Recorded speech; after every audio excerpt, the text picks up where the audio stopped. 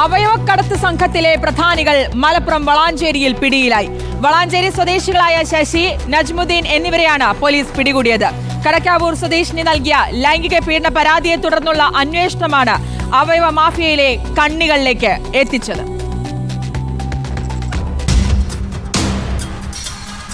കടക്കാവൂർ സ്വദേശിനിയായ യുവതി 2 ആഴ്ച മുൻപ് നൽകിയ പരാതിയാണ് സംഭവങ്ങളുടെ തുടക്കം.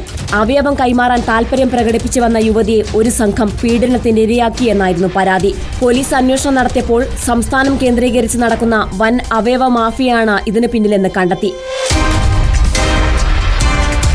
വർക്കല ASPയുടെ നേതൃത്വത്തിലുള്ള അന്വേഷണ സംഘമാണ് അവയവക്കടത്ത് മാഫിയയിലെ കണ്ണികളെ പിടികൂടിയത്. വളാഞ്ചേരി കൊട്ടാരം സ്വദേശി ശശി, കിഴക്കേക്കര സ്വദേശി നജ്മുദ്ദീൻ എന്നിവരെ വളാഞ്ചേരി പോലീസിന്റെ സഹായത്തോടെയാണ് സംഘം പിടികൂടിയത്. പ്രതികളുടെ വീട്ടിൽ നടത്തിയ പരിശോധനയിൽ അവയവ മാഫിയെക്കുറിച്ചുള്ള ഞെട്ടിപ്പിക്കുന്ന രേഖകളാണ് പോലീസിന് ലഭിച്ചത്. പ്രമുഖ ആശുപത്രികളും വ്യക്തികളും ഉൾപ്പെട്ട രേഖകളാണ് ലഭിച്ചത്. അവയവക്കടത്ത് സംസ്ഥാനത്ത് വ്യാപകമാണെന്ന ഭീതിപ്പെടുത്തുന്ന വിവരങ്ങളാണ് പോലീസിന് കണ്ടെത്താനായത്.